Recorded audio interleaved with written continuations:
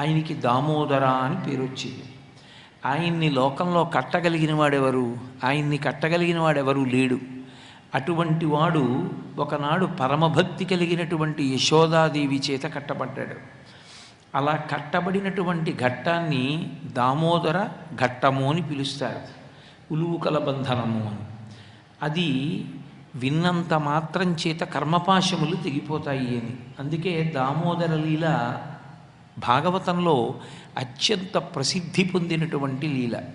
దీన్ని బ్రహ్మచారుల దగ్గర నుంచి 4 ఆశ్రమాల్లో ఉన్నటువంటి వాళ్ళు సన్యాసుల వరకు కూడా అత్యంత భక్తి శ్రద్ధలతో శ్రవణం చేస్తూ ఉంటారు. అటువంటి దామోదర అనేటటువంటి పేరుని పొందినటువంటి లీల భాగవతం 10వ స్కంధంలో కృష్ణ పరమాత్మ యొక్క లీలల అన్నిటిలోకి కూడా మకుటాయమానమైనటువంటి లీలగా అభివర్ణింపబడింది. చిన్ని కృష్ణుడు వెళ్ళి ఆడుకుంటున్నాడు పిల్లలతో కలిసి. యశోదమ్మ ఇంట్లో చల్ల చేస్తోంది. చల్ల చేయడం అనేటటువంటిది గోపాకులంలో ఉండేటటువంటి వారి యొక్క వృత్తి. వారి ఐశ్వర్యమంతా ఎక్కడి నుంచి వస్తుంది అంటే పశుపోషణ నుంచి, ఆ పాలని చిలికి వెన్న చేయడంలోంచే వస్తుంది. అందుకే ఏ కర్మ వలన ఐశ్వర్యము ఉత్పన్నమవుతుందో ఆ కర్మని ఈశ్వరుడిగా భావన చేసి ఆ కర్మకి ఉపయోగపడేటటువంటి పనిముట్లు ఏముంటాయో ఆ పనిముట్లకి పూజ చేయడం అనేటటువంటిది భారతదేశంలో ఒక సంప్రదాయం. కాబట్టి వాళ్ళకి పశుపోషణము, ఆ ఆవుల యొక్క పాలు తీయడం, వాటిని కాచడం, తోడు పెట్టడం దదిమధనము అంటారు. అంటే పెరుగు చిలకడం. ఇవి వాళ్ళ ఐశ్వర్యమునకు కారణములు. గోపాల బాలురు ఆవుల్ని ఎద్దుల్ని తీసుకెళ్ళి పోషిస్తారు, వాటి పాలు తీసి ఇస్తారు. ఈ పాలు కాచడం ఇల్లాలు కాస్తుంది, కాచి దాన్ని తోడు పెట్టి పెరుగు చిలకడం ఆమె చిలుకుతుంది. పెరుగు చిలకడం అనేటటువంటిది అంత సామాన్యమైన విషయమేం కాదు. మీలో పరిచయం ఉన్నటువంటి వాళ్ళు ఉండి ఉండవచ్చు. పెరుగు చిలకడం అనేటటువంటిది ఒక అద్భుత ప్రక్రియ. అసలు యథార్థంగా చెప్పాలి అంటే పెరుగు చిలికేటటువంటి ఇళ్లలో లక్ష్మి తాండవిస్తుంది, అంత అద్భుతంగా ఉంటుంది. ఆ కుండలో పెరుగు తోడుపెట్టి గట్టిగా ఉన్నటువంటి పెరుగులోకి కవ్వాన్ని దింపి స్తంభానికి 2 తాళ్ళు కడతారు, అడ్డుతాళ్ళు. అందులోకి కవ్వాన్ని ఉంచి నిలువుతాడు వేసి 2 చేతులతో పట్టుకుని సమానంగా తిప్పాలి. ఆ కవ్వం కిందకి దిగితే కుండ కింది భాగం బద్దలైపోతుంది, పక్కలకి వెళ్ళిపోతే పక్క భాగం బద్దలవుతుంది. పెరుగు మధ్యలోకి నిలబడి చిలికేటట్టు, అలాగని అమరిక లేకుండా తిప్పితే పెరుగు తొలికిపోతుంది. అలా కాకుండా చర్ చెస్ అని చప్పుడు వచ్చేటట్టుగా తిక్కితే అందులోంచి వెన్న ముద్దలు పైకి తేరి ఆ కవ్వం నిండా కూడా ముద్ద అంటుకుంటుంది. ఆ అంటుకున్న ముద్ద బొటనవేలుతో తీసి గిన్నెలోకి వెన్న తీస్తారు. అది దదిమధన ప్రక్రియ అని గోపకాంతలకు అత్యంత పవిత్ర కర్మ. ఐశ్వర్యం అంతా అక్కడి నుంచే వస్తుంది కాబట్టి వాళ్ళు దాన్ని చేసేటప్పుడు పరమ జాగ్రత్తతో చేస్తారు.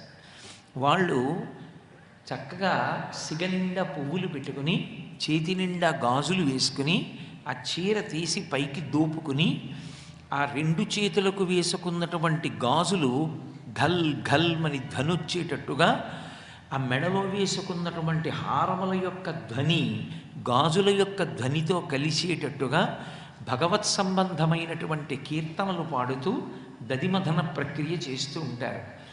అలా యశోద పరమ పవిత్రంగా దదిమధనం చేస్తోంది. ఎక్కడో ఆడుకుంటున్నాడు పిల్లలతో. ఆడుకుంటున్నవాడు ఆ దుమ్ముతోటి ధూళితోటి ఒంటి నిండా మట్టి పోసుకుని పరుగుని ఇంట్లోకి వచ్చాడు. అమ్మ నాకు ఆకలేసేస్తోందమ్మా, నాకు తొందరగా పాలు ఇయ్యమ్మా, నేను పాలు తాగేయాలమ్మా, బయటికి వెళ్ళిపోవాలమ్మా, పిల్లలందరూ ఆడుతున్నారమ్మా, నా కోసం ఎదురు చూస్తున్నారమ్మా, నేను వెళ్ళిపోవాలమ్మా, అమ్మ నాకు పాలు ఇమ్మంటున్నాను కదా, ఏంటమ్మా నువ్వు చల్ల చేసుకుంటావు, నాకు పాలు ఇయ్యమ్మా అని గద్దించాడు. అమ్మకి నిన్న కాక మొన్న పుట్టిన పిల్లాడు అంత గద్దించి ఏదో పెద్ద తొందర పనిలో ఉన్నవాళ్ళ మాట్లాడేస్తుంటే ఇంతోటి ఆడుకోవడానికి ఎంతో సంతోషం వేసింది.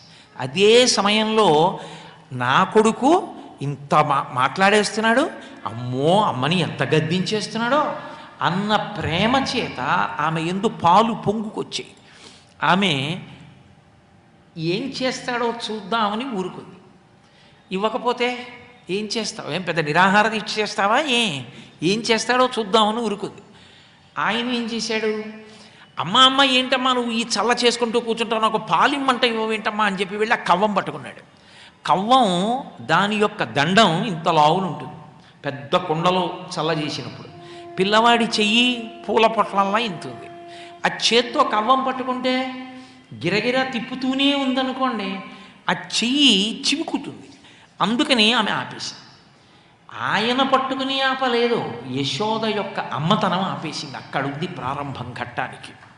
అంత ప్రేమ, నేను తల్లినన్న భావనతో ఆవిడుంది. ఆయన లోకంలో తల్లి ఉంటుంది, ఆయనకి ఉండే అవకాశం ఉంటుందా? ఆయన వైపు నుండి ఉందని చెప్పడం చాలా కష్టం. ఆమె వైపు నుండి పరబ్రహ్మమని కాదు, నా బిడ్డడన్న ప్రేమ పొంగిపోతుంది. ఇలా కవ్వం పట్టుకోపోతే ఆమె చల్ల చిలకడం ఆపేసి, ఎక్కడ పిల్లవాడి చెయ్యి సుక్కిపోతుందో అని ఆపి, అక్కడ పీటలు ఉంటాయి. పూర్వం ఎవరైనా ఇంటికి వస్తే భోజనం పెట్టడానికి, పలహారం పెట్టడానికి పీటలు ఉండేవి. ఇప్పుడు ఇంట్లో సత్యనారాయణ వ్రతం చేయాలన్నా పీటలు అడిగి తెచ్చుకోవలసిన అవసరం ఏర్పడిపోయింది. అది వేరే విషయం అనుకోండి. ఇంట్లో ఉన్న వస్తువుల్ని బట్టి ఇంటి సంస్కార వైభవాన్ని చెప్పేయచ్చు. ఓ పీట వేయండమ్మా అన్నాం అనుకోండి, మా ఇంట్లో పీట లేదండి అన్నారు అనుకోండి, ఆ ఇంటి విషయం చెప్పేసేయచ్చు. కాబట్టి ఆమె ఇంట్లో బోలెడన్ని పీటలు ఉన్నాయి. ఎందుకన్ని పీటలంటే ఆమె ఇంటికి అతిథులు వస్తూ ఉంటారు. ఒక గృహస్థు యొక్క మర్యాదంతా ఆతిథ్యం. వచ్చిన అతిథులకు పీటలు వేసి కూర్చోబెడతారు. అందుకని అన్ని పీటలు ఉన్నాయి. రెండు చల్ల చేసేటప్పుడు పీట మీద పెడతారు ఆ కుండని. ఇప్పుడు ఆమె పీట వేసి కూర్చుంది అంటే బిడ్డడికి పాలివ్వడం అనేటటువంటి కర్మ కూడా ఆమె ఎంత పవిత్ర కర్మగా భావించిందో చూడండి. కాబట్టి ఇప్పుడు పాలిస్తుంటే, పూర్వం నేను మీతో మనవి చేశాను, ఒక్కసారి అగ్నిహోత్రం మీద పాలు పొంగేటట్టుగా పెట్టకూడదు కూడా. పూర్వం దాలి అని ఉండేది. అసలు ఆ మాట మీలో ఎవరికైనా చాలామందికి పరిచయం ఉంటుంది రండి, లేదని నేను ఎందుకు అంటాం. దాలి అని పెట్టేవారు. దాలి అంటే ఆవు పేడతో చేసినటువంటి పిడకలు గడ్డి పరకలతోటి ఊకతోటి కలిపి చేసి వాటిని ముక్కలు సమానంగా రెండేసి ముక్కల కింద విరిచి కొంపటి చుట్టూ నిలువుగా పేర్చేవారు. మధ్యలో అడ్డంగా ముక్కలు పెట్టి చిన్న చిన్న ముక్కలు విరిచి చుట్టూ నలి కింద వేసి కింద నుంచి అగ్నిహోత్రం పెట్టేవారు. పెడితే అవి సన్నగా రాజుకునేవి, ఎర్రగా వెలుగుతుండేవి. వెలుగుతుంటే ఈ పాలు దాని మీద కాగుతాయి. కాగితే ఎర్రటి తట్టు కట్టి అమృత భాండానికి ఒక్క అంగుళం తక్కువలో ఉంటుంది దాని రుచి. ఆ పెరుగు తోడి పెడితే అంత గొప్పగా ఉంటుంది. అలా కాగుతున్న పాలు ఒక పట్టాన పొంగవు. వంటంతా అయిపోయేటప్పటికీ ఈ పాలు పొంగుకొస్తాయి. ఆ పాలు పొంగుతాయని ఊహించడం కష్టం. ఏదో గంటన్నరో అయ్యాక మెల్లగా పొంగుతాయి. అది కూడా అది ఈవిడ పాలిస్తోంది. ఆ పాలు పొంగుతున్నాయి కుండలో. చూసింది. ఆమె భగవంతుడని ఇవ్వట్లేదు, భగవంతుడు అని ఇస్తోంది అనుకోండి, పాలు పోయినా ఊరుకుంటుంది. ఆమె నా బిడ్డడు అని ఇస్తోంది. ఆయనకి తెలుసు నేను భగవంతుడిని అని, ఆమెకు తెలియదు భగవంతుడు అని. అందుకని ఇప్పుడు ఆమెకి ఒక గృహిణిగా, ఒక ఇల్లాలుగా పొంగిపోతున్న పాలని రక్షించుకోవడం ఆమె యొక్క లక్ష్యం. ఎందుకంటే భర్త కష్టం ఉంది దాని వెనక. నందుడు పెంచుకున్న ఆవులు ఉన్నాయి, ఆ ఆవుల పాలవి, అవి పొయ్యిలో పడిపోకూడదు. అందుకని కడుపారం చనుబాలు త్రావని సుతున్ కంజాక్షపీఠమ్ముపై నిడి పొంగారెడు పాలుదించుటకునయ్యే గంగ తద్బాలుండెక్కుడు కోపంబున వాడిరాతి దదిమొత్కుంభంబు పోగొట్టి తెంపడరన్ కుంభములోని వెన్నతిని మిథ్యాసంకులద్భాష్పుడై.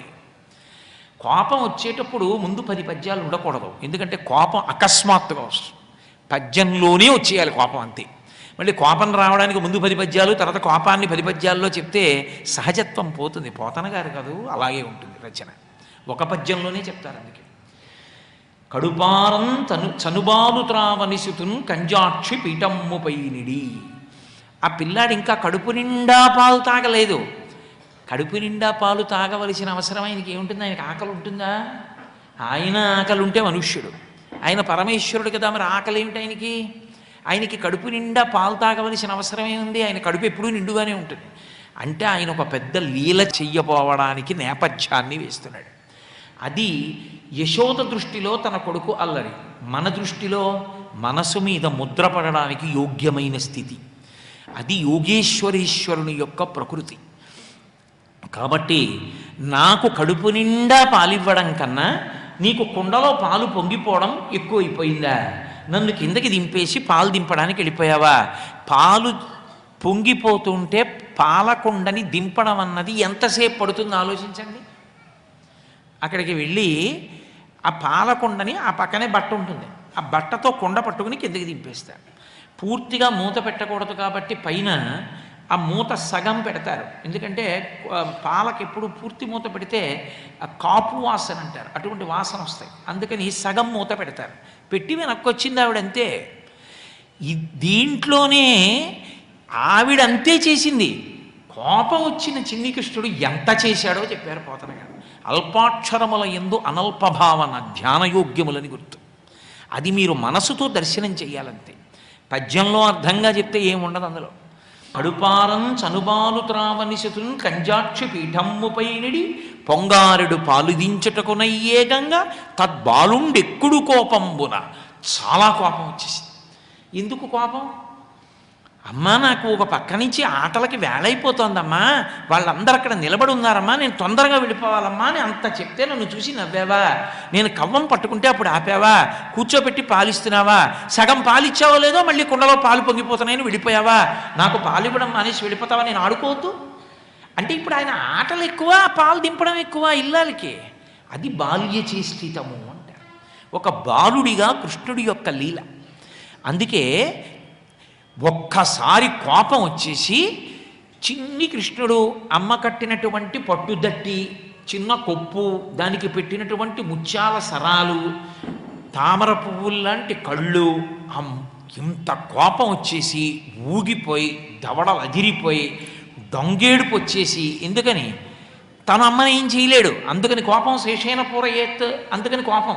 కళ్ళంబట నీళ్లు వచ్చేసి ఇలా ఇలా నులిమేసుకుని ఏమిటి అలా వెళ్ళి ఇలా వచ్చే లోపల నాకన్నా నీకు పాలు ఎక్కువైపోయాయా అమ్మా అని అత్త మీద కోపం దొత్త మీద చూపించారంటారు. అలా కుండ అటు ఇటు కదలకుండా రాళ్ళు పెడతారు. ఓ రాయి తీసుకుని అప్పటి వరకు చల్ల చేసి ఇక వెన్న ముద్ద పైకి వస్తున్నటువంటి కుండను ఒక్క దెబ్బ కొట్టాడు. కొట్టి ఇప్పుడు ఆ కుండ బద్దలైపోయింది.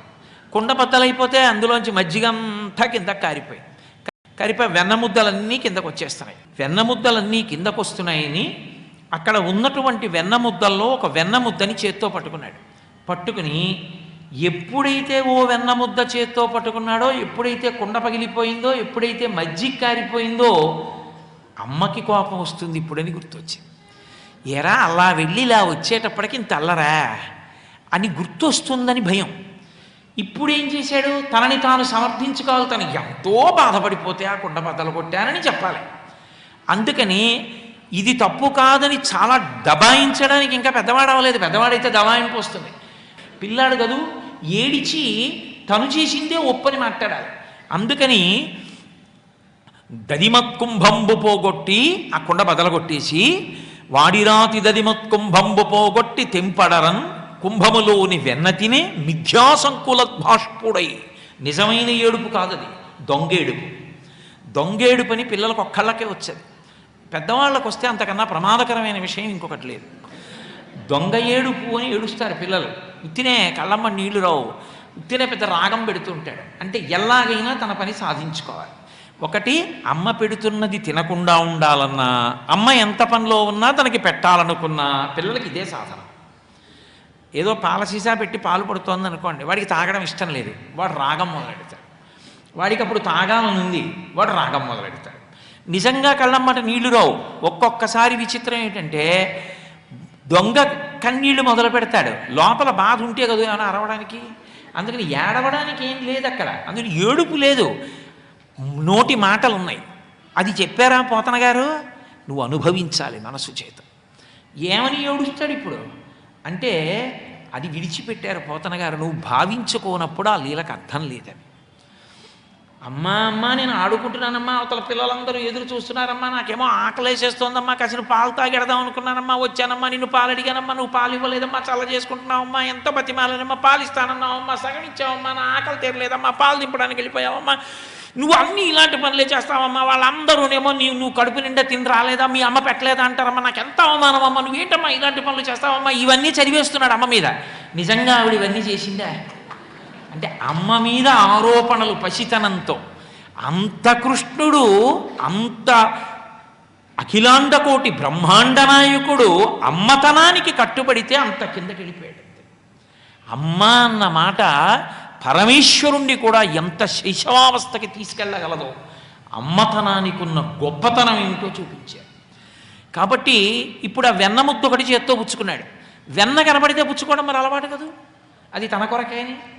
ఇప్పుడు ఆ వెన్న తీసి చేత్తో పట్టుకున్నాడు. మధ్య మధ్యలో చిన్న పిసరిలా ఆకుతున్నాడు, మళ్ళీ గుర్తొచ్చి ఏడుస్తున్నాడు దొంగేడు.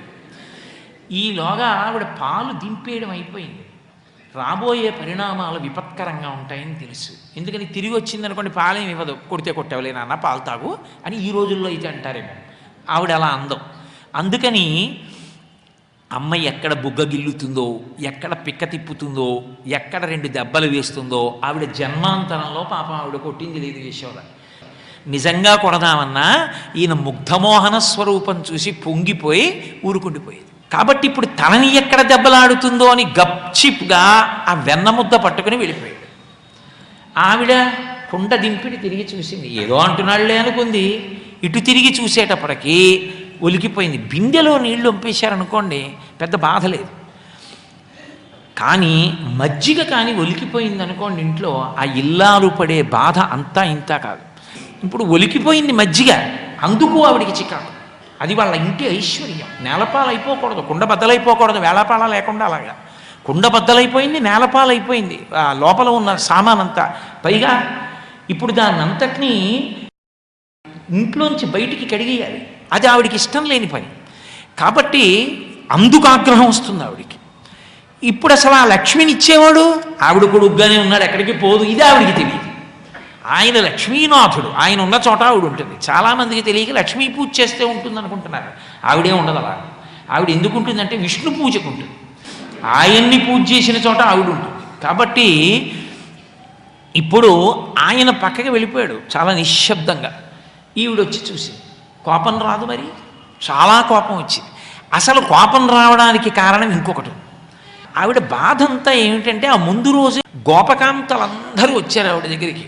అమ్మ మీ అబ్బాయి ఎంత అల్లరి చేస్తున్నాడో తెలుసా, బాలురకు పాలు లేవని బాలింతలు మొరలు పెట్ట పకపకన గియా బాలుండాలము చేయుచు ఆలకు గ్రేపులను విడిచి అంబోజాక్షి.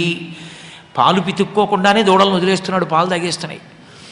వారిల్లు సుచ్చి కడవల దూరంబుగ నెయ్యి త్రాగితుతన కడవల్ వీరింట నీ సుతుండిడ వారికి వీరికి ని పెద్దవాదయ్య సతీ ఆడంజని మీగడ పెరుగోడక నీ సుతుడు త్రావి 1 ఇంచు కథా కోడలి మూతించరిమిన కోడలు ముచ్చనుచు అత్త కొట్టెల తాంగి. వారిల్లు సొచ్చి తా ఉట్టి అందక పీటలు రోలు ప్రోవిడి ఎక్కి చేపెట్టజాలక కుండ కిందొక పెద్ద తూటునరించి మీ పట్టి మిగడపాలు చెరలు పట్టి త్రావెతలోదరి. వీటికి నేను తాత్పర్యం చెప్పక్కర్లేదు, ఆ పద్యం చదువుతుంటే అర్థమైపోతాయి. అలా ఒక్కొక్కళ్ళొచ్చి ఒక్కొక్క సాడీ చెప్పారు. దొంగతనం అమ్మా, ఎంత దొంగతనం అసలు దొరకడమ్మా, ఎంత అల్లరనుకుంటున్నావు, ఎవరింట్లో ఏది బతకనివ్వడం.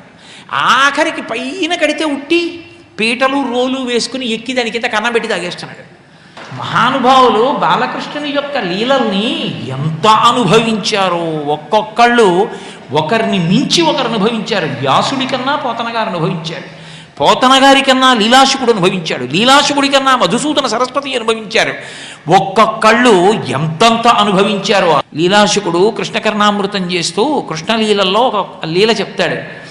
ఒక చాలా తెలివైన గోపకాంతుడు, ఆమె పైన ఉట్లు కట్టడం గంటలు కట్టడం ఇవన్నీ ఏం పనికిరావు మా వాడి దగ్గర, అవన్నీ పాత విషయాలు, ఎత్తుకుపోతాడు ఎలా అయినా.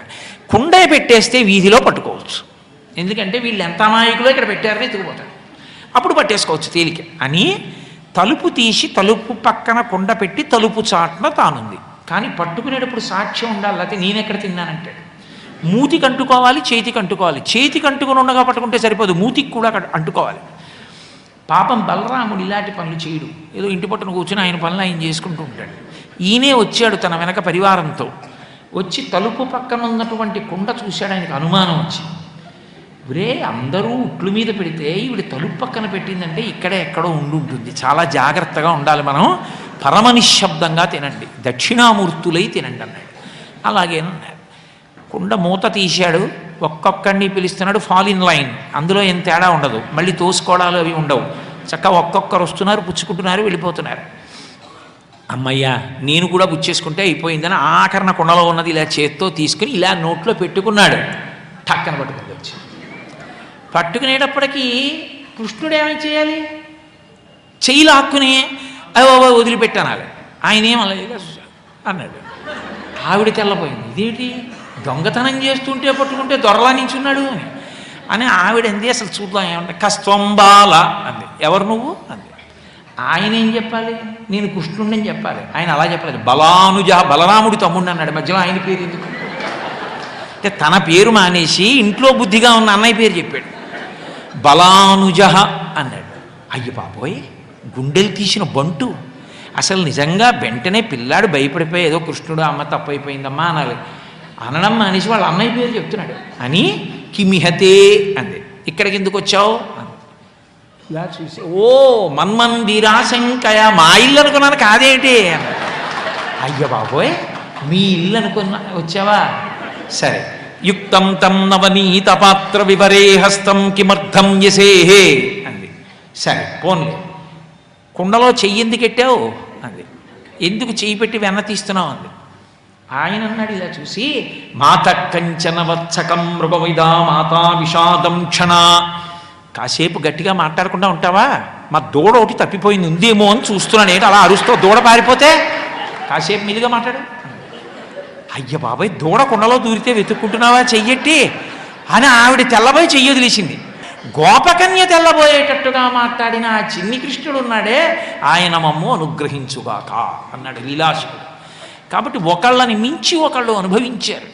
ఈ అనుభవించడంలో ముందు రోజే వీళ్ళందరూ వచ్చి ఈ నేరారోపణలన్నీ చేశారు. ఓయమ్మ నీ కుమారుడు మా ఇండ్లను పాలు పెరుగు మన నీడమ్మ, పోయదమెక్కడికైనను మాయన్నుల సురభులాన మంజులవాణి అన్నారు. మహానుభావుడు మా అన్నగారు నందుడి మీద ఒట్టు, ఇక మేము ఈ ఊళ్ళో బతకలేము, ఈయన బతకనివ్వడు ఈ కృష్ణుడు, పాలు పెరుగు వెన్న ఏమీ దక్కట్లేదు మాకు, కాబట్టి మేము ఈ ఊరు విడిచిపెట్టి వెళ్ళిపోతాం అంటే ఆవిడంది, ఎందుకమ్మా అలా మాట్లాడతారు, పాపం మా అబ్బాయికి చక్కగా ఒళ్ళో పడుకున్నాడు, పడుకుని వాళ్ళు చెప్తుంటే ఇలా చూసి అమ్మ వంక చూసి అనేవాడు. పాపం ఏమీ ఎరగనివాడు అనుకుని, ఎందుకమ్మా అలా మాట్లాడతారు, అసలు మా అబ్బాయికి ఏమీ తెలియదమ్మా అని వెనకేసుకొచ్చింది. వాళ్ళు వెళ్ళిపోతూ ఓ మాట అన్నాడు.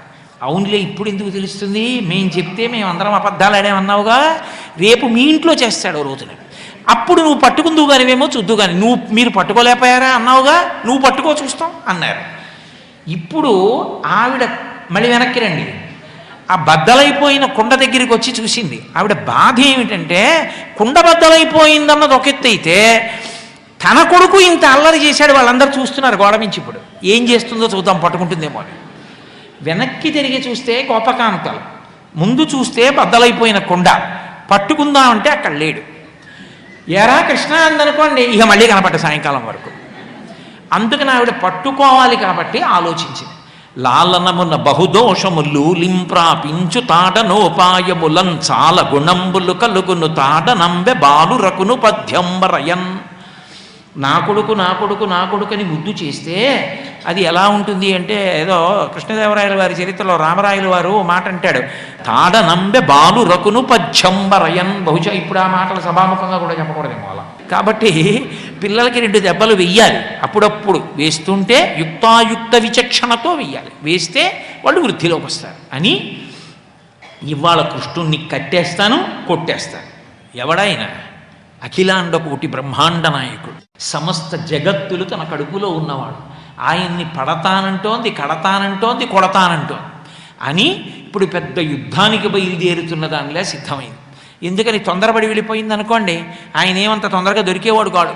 అందుకని ఆమె ఆ పవిట కొంగు తీసింది, చుట్టూ తిప్పింది, గట్టిగా బిగించి దోపుకుంది, ఆ చీర ఇలా పట్టుకుని కొంచెం కుర్చీళ్ళు పైకెత్తి పక్కకి దోపుకుంది. మరి తేలిగ్గా పరిగెత్తాలి కదూ, ఆ జడ వేసుకున్నది, ఆ జడ తీసింది, గట్టిగా కొప్పు బిగించుకుంది, ఆ పువ్వులన్నీ బాగా కొప్పు లోపలికి దోపుకుంది. అంటే పిల్లాడితో సమానంగా పరిగెత్తడానికి తన యొక్క ఆహార్యము ఎలా ఉంటే ఆనుకూల్యతని పొందుతుందో అంత ఆనుకూల్యతని సిద్ధింపజేసుకుంది. అలాగని గబగబా బయటికి వెళ్ళి చూడకూడదు, కృష్ణ కృష్ణ ఎక్కడున్నావు అంటే ఏమి ఉండడు ఆయన. అందుకని చాలా జాగ్రత్తగా పిల్లిలా నక్కి నక్కి చూస్తోంది. ఏం చేస్తుందో అని వాళ్ళు చూస్తున్నారు, వాళ్ళు ఏం చెప్పరు, ఇదిగో ఇక్కడే ఉన్నాడు. ఈవిడ ఏం చేస్తుందో చూడాలి వాళ్ళు, అది వాళ్ళ తాపత్రయం. అందుకని చూసింది. ఎక్కడ కనబడ్డాడు? వికచకమలనయన వేరొక ఇంటిలో వెలయరోలు తిరుగ వేసి ఎక్కి ఉట్టిలోని వెన్న నులుకుచున్నొక కోతి పాలు చేయుచున్న బాలుకనియే. ఏ అవతారంలో ఉన్నా వానరాలంటే ఆయనకి అంత ఇష్టం. ఎందుకంటే మరి రామావతారంలో ఉన్నప్పుడు అంత ఉపకారం చేసేయి కదూ, అందుకని వానరములంటే మహాప్రీతి ఆయనకి. ఆయన ఏం చేశాడు? పక్క ఇంటి దగ్గరికి వెళ్ళాడు. పక్క ఇల్లు అంటే ఇల్లు మారిపోయి ఇంకో ఇల్లు అని కాదు దాని అర్థం. ఆ ఇంట్లోనే వేరొక ప్రాంగణంలోకి అని గోడ దగ్గరకి వెళ్ళి ఇంట్లో ధాన్యం దంపుకునేటటువంటి రోళ్ళు ఉండేవి పూర్వం, కొయ్య రోళ్ళు. ఆ కొయ్య రోలు ఒకటి తిప్పి వేశాడు, బోర్లా వేసి ఆ రోలు మీద ఎక్కి నించున్నాడు. ఎందుకు రోలు మీద ఎక్కి నించోడం అంటే, ఓ కోతి ఒకటి ఉంది అక్కడ గోడ మీద. ఆ గోడ మీద ఉన్న కోతికి వెన్నబెడుతున్నాడు, దానికి పెడుతున్నాడు, తను తింటున్నాడు. తింటూ ఊరుకున్నాడా? అమ్మ ఎప్పుడైనా రావచ్చు, ఎట్నుంచైనా రావచ్చు, అందుకే దూరంగా వెళ్ళిపోయాడు. ఆటల దగ్గరికి కూడా వెళ్ళలేదు, వెళ్లకుండా ఇక్కడున్నాడు. ఉండి కూడా ఏం చేస్తున్నాడంటే దొంగ భయం నటిస్తున్నాడు. అమ్మ వచ్చేస్తుందేమో, తన్ని కొట్టేస్తుందేమో, తన్ని కట్టేస్తుందేమో, నిజంగా ఏదో పెద్ద భయపడిపోయిన వాడిలా, అమ్మా అమ్మ నువ్వు నాకు పాలు ఇవ్వలేదమ్మా, ఆకలితో వచ్చానమ్మా, పాలు ఇమ్మంటే సగం ఇచ్చావమ్మా, ఇవ్వకుండానేమో పాలు దించడానికి వెళ్ళిపోయావమ్మా, నేను ఎంత ఆకలితో ఉన్నానో నీకు తెలియదమ్మా, యువతలు నాకు ఆకలి ఇలాగే ఉందమ్మా, బయట ఆకలికి పోయమ్మా, నీ వల్లేనమ్మా ఇదంతా అంటున్నాడు. మళ్ళీ ఏడుపు ఆఫ్ చేసి కాస్త కోతికి పెట్టి కాస్త తను తిని సంతోషపడి మళ్ళీ దొంగేడుపు ఒకసారి గుర్తొస్తే అమ్మొస్తుందేమో అని చుట్టూ చూసుకుంటూ ఎప్పటికప్పుడే మళ్ళీ దొంగేడుపు ఏడుస్తున్నాడు. మిథ్యాసంకులోద్భాష్పుడై వికచకమలనయన వేరొక ఇంటిలో వెలయరోలు తిరుగ వేసి ఎక్కి ఉట్టిలోని వెన్న నులుకుచున్నొక కోతి పాలు చేయుచున్న బాలుకని. చూసింది పిల్లాడిని. చూసి ఆవిడ అనుకుందిట వెంటనే, లేక లేక పుట్టిన పిల్లాడు కదా అని నేను ఎప్పుడూ కొట్టడానికి చేతులాడక కొట్టకుండా నయానా భయానా చెప్పుకుంటూ వస్తున్నాను. కానీ వీడి అల్లరి ఎక్కువైపోయి వీడి అల్లరి ఇవాళ ఏ స్థాయికి వెళ్ళిపోయిందంటే, నందవ్రజంలో ఉన్నటువంటి గోపకాంతలందరూ వచ్చి నాకు చెప్పుకుంటున్నారు. కాబట్టి ఏదో ఒకటి చెయ్యాలి. లాలనమున బహుదోషము లోలింప్రాపించు తాడనోపాయములన్ చాలా గుణంబులు కలుగును తాడ నంబె బాలు రకును పచ్చంబరయన్. ఆవిడెంత ఆలోచన చేసిందో చూడండి. లాలనమున బహుదోషము, పిల్లవాడిని లాలించి ఒరే నాన్న ఒరే కన్నా అని బతిమాలితే వాళ్ళు మాట వినరు. అప్పుడప్పుడు 4 తగల్నిస్తే అప్పుడు దారిలోకి వస్తారు. వాళ్ళకి ఇదే పచ్చం. అజీర్ణం వచ్చేసింది అనుకోండి, ఏం చెయ్యాలి? 4 రోజుల పాటు కరివేపాకు గుండేసుకుని అన్నం తిని కూరలు పచ్చళ్ళు పెట్టడం మానేస్తే జీర్ణశక్తి అదే పెరుగుతుంది మళ్ళీ. అందుకని చెప్పి వీడికి పచ్చం పెట్టాలి. 4 దెబ్బలు కొడితే వీడి దారిలో పడతాడు. కాబట్టి ఇవాళ వీడిని కట్టేస్తాను కొట్టేస్తాను అనుకుని ఆ కృష్ణ పరమాత్మని పట్టుకోవడం కోసం అని చెప్పేసి, కృష్ణుణ్ణి పట్టుకోవడం అంటే మాటలేంటండి, అంత తేలికేం కాదు. ఆయనేమో ఇంత ఉంటాడు, తుర్రుని పారిపోతాడు ఇటో. ఎప్పుడైతే ఇది జరిగిందో ఒక గోపకాంత చూసేసింది. నిన్న మనం చెప్తే నమ్మలేదు కదా, ఇవాళ వాళ్ళింట్లోనే జరిగింది. ఇప్పుడు ఏం చేస్తుందో, పట్టుకోలేకపోయారా అనుకుంది కదా, ఇప్పుడు పట్టుకుంటుందో పట్టుకోలేదో మనం చూద్దాం. ఇప్పుడు మనం అడ్డగించద్దు, మనం అందరం స్పెక్టేటర్స్ గ్యాలరీలో. ఆవిడ క్రికెట్ ఆడుతుంది, చూద్దాం రండి అని ఒకళ్ళు ఇంకోళ్ళకి అందరూ వచ్చేసారు. వచ్చేసి గోపకాంతలందరూ నవ్వుతూ నిలబడ్డారు, ఏం చేస్తావో చూస్తామని. ఇప్పుడు మొగుడు కొట్టాడని కాదు, తోడికోడలు దెప్పిందని బాధ. అందుకని ఇప్పుడు తను పట్టుకోగలదో పట్టుకోలేదో కాదు, వీళ్ళందరూ పట్టుకోలేకపోతే ఏమంటారో అని బాధ. కాబట్టి ఆవిడందిట, ఒరే కృష్ణ ఏమిటి అల్లరి, చూస్తున్నాను, మర్యాద ఇస్తే నువ్వు బాగుపడేటట్టు లేవు, చూడు నిన్ను పట్టుకుంటాను, నిన్ను కొట్టేస్తాను ఇవాళ అని ఒక గొప్ప మాట అంది. అంటే నేను తల్లిని కదా, నేను ఎందుకు పట్టుకోలేను? వీళ్ళంటే పట్టుకోలేకపోయారు. పట్టిన పట్టుబడని నిన్ను పట్టెదన్న చల్లము కొనిన పట్టుట బెట్టే పట్టుబడ వండ్రు పట్టి పట్టుకొన నాకు కాక పరులకు వశమే అందావిడ. చూడు ఏమిటో, నిన్ను పట్టుకోవడం చాలా కష్టం అంటున్నారు వీళ్ళందరూ. నిన్ను పట్టుకోవాలంటే నాకు పెద్ద కష్టం రా, నిన్ను చూడు ఎలా పట్టుకుంటాను, కట్టేస్తాను కొట్టేస్తాను ఇవ్వాలని. అలా అనగానే ఆయనకి అనవసరంగా స్థానిక భద్రతా సూచనగా 3వ నెంబర్ ప్రమాద పతాకం ఆవిడ ఎగరేసింది. ఆయనకి తెలిసిపోయింది వాళ్ళు పట్టుకుంటుంది కాబట్టి. ఈ మాట అనగానే ఆ కోతులకి పెడుతున్న వెన్న వదిలేసి ఆ రోలు మించి దూకించాడు. చిన్న పట్టుపంచ కట్టుకున్నాడు, మొలకి గంటుంది, అమ్మ పెట్టినటువంటి కాళ్ళకి గజ్జెలున్నాయి. ఎటు పరిగెత్తినా తెలిసిపోతుంది ఆ గజ్జెల వల్ల. ఇప్పుడు ఆ గజ్జెలతో ఉన్నవాడు తుర్రు పారిపోయాడు. ఇప్పుడు ఆవిడ అండం అంటే అనేసింది కానీ గబుక్కుని అంత దూరం పారిపోయాడు. ఈవిడ పరిగెత్తాలి వాడి వెనకాల, అంత తేలికండి పట్టుకోవడం. అందుకని ఇప్పుడు వాడిని పట్టుకోవాలంటే ఒక ఎక్సర్సైజ్ ఉండాలి. అందుకని ఆవిడ ముందు ఆ చీర తీసి ఓ దోపి ఆ పమిట కొంగు తీసి ఇలా తిప్పి అది దోపుకుని పమిట సర్దుకుని ఆ జడ తీసి ముడేసుకుని ఇంకా పిల్లాన్ని కొట్టడానికి పట్టడానికి ఎంత అల్లరో చూడండి. పెద్ద ముడోటి వేసేసుకుని ఆ జడ ఇప్పుడు సిద్ధమై ఎక్కడున్నావురా ఏది అని ఇలా ఆవిడ వెతుకుతూ వెతుకుతూ దగ్గరికి వెళ్ళింది. స్తంభాదికంబులు తనకు అడ్డంబైన అట్టట్టునని పట్టు విని వాని వీని ఈ తప్పు సైరింపు ఇంక దొంగిల బోదు నేనని ముని ముట్ట నిడ్చువాని కాటుక నిరయంగ కందులు నులుముచు వెడలు కన్నీటితో వగచువాని ఏ దశ వచ్చునో ఇది ఎని పలుమార్లు సురుగుచు క్రీగంట చూచువాని గుడబారి పట్టుకొని వెర్రపచు చిన్ని వెన్న దొంగ చిక్కెననుచు కొట్ట చేతులాడక పూబోడి కరుణతోడ బాలు కట్టదలచే. కొత్తగారు అన్నారు ఆ ఇల్లంతా స్తంభాలు. ఈయన పరిగెత్తుకుంటూ వెళ్ళిపోయి స్తంభం చాటున నక్కేవాడు. ఎందుకని?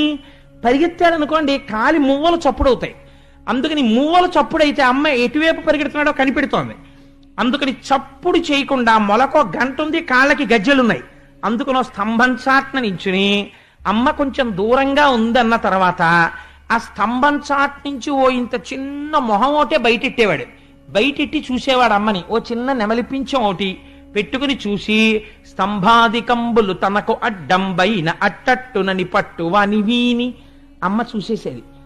ఆవిడేమిటి పరిగెత్తి పరిగెత్తి పరిగెత్తి అలిసిపోయి ఈ స్తంభం చాట్న ఆయన ఉంటే తను చూడనట్టుగా ఉట్టిన ఆ స్తంభాల దగ్గరికి వెళ్ళి మెల్లిగా ఈ స్తంభం దగ్గరికి వచ్చేది.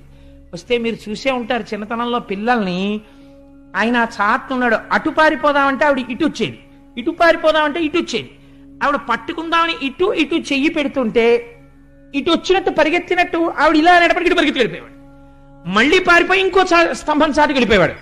వెళ్ళిపోతే మళ్ళీ పరిగెత్తేది పాపం. ఇలా పరిగెత్తి పట్టుకుందాం అనుకుంటే అమ్మ దూరంగా వెళ్ళిపోగానే ఓ స్తంభం చాటున నక్కి అమ్మా నేను ఇంకెప్పుడు దొంగతనం చేయనే అమ్మా, నేను ఎవరింటికి వెళ్ళనే అమ్మా, నేను వెన్న తిననే అమ్మా, నేను అల్లరి చెయ్యనే అమ్మా, నన్ను వదిలిపెట్టేవే అమ్మా. అసలు ఆవిడ పట్టుకున్నది లేదు, కట్టింది లేదు, కొట్టింది లేదు. కానీ కాటుక నిరయంగ కందులు నులుముచు వెడలు కన్నీటితో వగచువాని ఓ ఏడుపు ఇలా కళ్ళు నిలిమేసి ఈ అరిచెయ్యంతా కాటికైపోయింది, ఈ బుగ్గలన్నీ కాటికైపోయాయి, కళ్ళు ఎర్ర పడిపోయాయి. ఈ లీల జరుగుతుంటేటండే 33 కోట్ల మంది దేవతలు పార్వతీ సహితుడై పరమశివుడు చతుర్ముఖ బ్రహ్మగారు ముక్కున వేలేసుకు చూశారట. ఏమిట్రా ఇది పరమాత్మ ఏమిటి, లీలేమిటి? ఒక అజ్ఞురాలైన గోపిక వెంట పడుతుంటే ఏడుపు నటించి ఇలా ఇలా కళ్ళు నులిమేసుకుంటూ ఇలా దాక్కోవడమా? కుంతీదేవి అయితే అంది కృష్ణ నీ భయాన్ని చూసి భయానికి భయం వేసిందండి. అంత నటించేశాడు ఆ రోజున. కాటుక నిరయంగ కందులు నులుముచు వెడలు కన్నీటితో వగచువాని ఏ దశ వచ్చునో ఇది ఎన్ని పలుమార్లు సురుగుచు క్రీగంట చూచువాని. అమ్మిటొచ్చేస్తుందో అని ఇలా చూస్తూ పరిగెడుతూనే ఉన్నాడు. ఆఖరికి చూశాట, దొరకలేదు. ఎందుకు దొరికిపోయాడో తెలుసా అండి? వడల చెమటలగా ఎనుత్తరీయముదార తురుముకున్న విరులు జారిరాల పట్టరాని తనను పట్టెదనని చింత కట్టుకున్న తల్లి కరుణ చూచి. అమ్మ ఆ పరిగెత్తి పరిగెత్తి పరిగెత్తి పరిగెత్తి అలిసిపోయింది. ఇంకా అడుగు తీసి అడుగు వేయలేకపోతోంది. ఆ వేసుకున్న ముడి ఊడిపోయింది, ఆ వేసుకున్న పమిట జారిపోతోంది, పెట్టుకున్న పువ్వులన్నీ రాలి కింద పడిపోయాయి, ఒళ్ళంతా చెమట పట్టింది, ఉక్రోషం వచ్చేస్తోంది కొడుకు దొరకట్లేదని. వెనక్కి చూస్తే వీళ్ళందరూ ఓ పక పక పక పక నవ్వులు. ఏది పట్టుకుంటా అన్నావు కదా కొడుకునని. ఇంకా అడుగు తీసి అడుగు వెయ్యలేక నాకు దొరకట్లేదు వీడు, చూసావా వీడికి ఇంత పాలిచ్చి పెంచాను, నన్ను ఎంత అవమానం చేసేస్తున్నాడో అని అక్కసొచ్చేసి ఇంకా కళ్ళమ్మ నీళ్లు రావడమే తర్వాయి అమ్మకి. ఈ స్థితిలో పట్టరాని తనను పట్టెదనని చింత కట్టుకున్న తల్లి కరుణ చూచి. ఆయన దొరికేవాడు కాడాయన, అటువంటి వాణ్ణి దొరకాలి పట్టుకుంటానని పరిగెడుతోంది. అయ్య పిచ్చమ్మ, నా కోసం ఇంత పరిగెడుతోంది, నేను దొరకకపోతే అమ్మ కదా, పాపం నలుగురిలో అవమానం అయిపోతుందేమో, దొరికిపోతానమ్మ కని దొరికిపోయాట. దొరికిపోతే గూడబారి పట్టుకొని గభాలన ఆ భుజం పట్టుకుంది. కడుపులో అక్కస వచ్చేసింది కదండి, కొట్టేయాలనుకుంది. కానీ ఇలా చెయ్యెత్తేటప్పటికీ ఆ కళ్ళ నిండా కాటుక, బుగ్గల నిండా కాటుక, ఏడుపు, ఇలా వంగిపోయి అని వెక్కేస్తూ అమ్మా అమ్మా అంటుంటే డొక్కలు అదిరిపోతుంటే చూసి అయ్యో పాపం పిల్లాడి ఎలా ఏడి చేస్తున్నాడని కొట్టలేక ఇంకా చెయ్యి రాక కట్టుకున్న ఆ పిల్లవాడిని కట్టేస్తానని మాత్రమే అందిట. వీడిని ఎక్కడో అక్కడ కట్టేస్తాను వాళ్ళందిట. ఎంత మభ్య పెట్టేశాడో చూడండి. కట్టేయాలంటే ఎక్కడికి వెళ్ళకి ఇక్కడే ఉండు, తాడు తీసుకొస్తానంటే ఉంటాడేమిటి ఆయన, ఏమైనా తుర్రు వెళ్ళిపోతాడు. అందుకని కాసేపు కట్టేయాలి. కట్టేయాలంటే తాడు పట్టురావాలి. తాడు పట్టుకొద్దామంటే పిల్లాన్ని వదిలేయడానికి వీల్లేదు. ఇప్పుడు తాడు ఎక్కడ ఉంటుంది అక్కడే ఉంటుంది ఆవిడ సిద్ధంగా. ఇంట్లో కవ్వానికి వాడినటువంటి తాళ్ళు అరిగిపోయిన తర్వాత పక్కన పడేస్తుంటారు. అలా పడేసినటువంటి తాళ్ళు ఏదో ఒక గదిలో ఒక చోట ఉంచాలి, రకరకాల చోట్ల పడేస్తుంటారు ఆ తాళ్ళన్నీ. ఇప్పుడు ఆ తాడు వెతుక్కోవాలి. అందుకని ఓ చేత్తో పిల్లాన్ని పట్టుకుని ఒక్కొక్క గదిలోకి వెడుతోంది. పెద్ద పాఠం చదువుతూనే ఉంది. ఇప్పటిదాకా కృష్ణుడు చదివాడు, ఇప్పుడు ఈవిడ చదువుతోంది. ఆయన ఇలా అమ్మ పట్టుకుని ఉంది కదా చెయ్యి, ఆ చెయ్యి ఇలా తోసేస్తూ అమ్మా అమ్మ ఇంకెప్పుడు దొంగతనం చేయనమ్మా, అమ్మ నన్ను వదిలేయమ్మా, అమ్మ నన్ను క్షమించమ్మా, అమ్మ కొట్టకమ్మా, అమ్మ తిట్టకమ్మా, అమ్మ కట్టకమ్మా అని ఏడుస్తున్నాడు. ఇది చూసే కుంతీదేవో మాట ఉంది, కృష్ణ భయానికి లోకంలో భయం వేసింది ఎప్పుడంటే నువ్వు భయం నటించినప్పుడే. అంత భయాన్ని నటించాడు మహానుభావుడు. ఎవరు? శ్రీకృష్ణ యదుభూషణ నరసఖ శృంగార రత్నాకర లోకద్రోహి నరేంద్ర వంశదహన లోకేశ్వర దేవతానీక బ్రాహ్మణ గోగణార్తిహరణ నిర్వాణ సంధాయక నీకున్ మృక్కెద త్రుంపవే భవలతల్ నిత్యాను కంపానిధి అన్న కుంతీదేవి నీ భయాన్ని చూసి భయానికి భయం వేసింది కృష్ణ అంది. అటువంటి కృష్ణ పరమాత్మ ఆ చిన్న పిల్లవాడి రూపంలో పట్టుకుని ఒక్కొక్క గదిలోకి వెడుతోంది, తాడు తీస్తోంది. ఆవిడికి స్పృహలో లేదు. ఎందుకని? నా కొడుకు పట్టుకున్నాను, కట్టేయాలి అంతే. ఆవిడ ఓహ దండకం ఆవిడ చదివేస్తోంది, ఈయన చేయి తీసేస్తున్నాడు. వికచకమలనయన వేరొక ఇంటిలో ఒక్కొక్క గదిలోకి వెడుతోంది. వెళ్ళి తజ్జన నిలోగిటెంగల రజ్జు పరంపరల శిశు కట్టన్న బొజ్జ తిరిగి రాదయ్య జగజ్జాలములున్న బొజ్జ కట్టందరమే అన్నారు. ఒక్కొక్క గదిలోకి వెడుతోందో తాడు తీస్తోంది, ఓ చేత్తో పట్టుకుంటోంది. వదిలి ఏదో పెద్ద కొలత చూసినట్టు నడువుకి ఇలా పెడదామంటే ఉండడం. అందుకని ఓ చేత్తో పట్టుకుని ఇలా తిప్పి ఇలా ఆ చెయ్యి ఇటు పక్క నుంచి నడుము పక్క నుంచి వేసి పట్టుకోవాలి పారిపోకుండా. ఈ తాడు ఇటు నుంచి తీసి పట్టుకు నుంచి ముడేయాలి. ఇలా తిప్పి ఎంత ప్రతిష్ట తెస్తున్నావు రా, మీ నాన్నది ఎంత గౌరవం రా, ఏమి దిక్కుమాలిన జన్మరా, ఎందుకు వచ్చిన వాళ్ళరా, వెన్న తినడం ఏంట్రా, దొంగతనాలు ఏంట్రా అంటోంది, తిప్పుతోంది. 2 అంగుళాలు తక్కువ వస్తోంది. మళ్ళీ ఈ తాడు అట్టుకుంటోంది, మళ్ళీ పిల్లాన్ని అట్టుకుంటోంది, మళ్ళీ ఇంకో గదిలోకి ఎడుతోంది, మళ్ళీ దండకం తవ్వుతోంది, ఇంకో తాడు తీస్తోంది. 2 కలిపి మళ్ళీ ఇలా 2 చేతులతో ముడేస్తే ఆయన ఉండడం. అందుకని మళ్ళీ ఇలాగే తిప్పి పట్టుకుంటోంది కృష్ణుడిని, ఇలాగే ముడేసుకుంటోంది, మళ్ళీ పొట్ట చుట్టూ తిప్పుకుంటోంది, మళ్ళీ వేస్తోంది, మళ్ళీ 2 అంగుళాలు తక్కువ వస్తోంది, మళ్ళీ పెడుతోంది, మళ్ళీ తాడు తెస్తోంది, మళ్ళీ ముడేస్తోంది, మళ్ళీ తిప్పుతోంది, మళ్ళీ 2 అంగుళాలు తక్కువ వస్తోంది. ఇదేంటి ఎన్ని తాళ్ళు తెచ్చినా 2 అంగుళాలు తక్కువ అవుతోందని ఆవిడ ఆలోచించట్లేదు. ఆవిడ కట్టాలన్న తాపత్రయం. ఆయన సమస్త జగత్తులు బొజ్జలో ఉన్నవాడి బొజ్జ కట్టడానికి ఏ తాడు ఈ ప్రపంచంలో సరిపోతుంది కనుక ఆయన బొజ్జకి తిరిగి రావట్లేదు. కాబట్టి తజ్జనని లోగిటంగల రజ్జు పరంపరల శిశు కట్టన్ బొజ్జ తిరిగి రాదయ్య జగజ్జాలములున్న బొజ్జ కట్టంతరమే.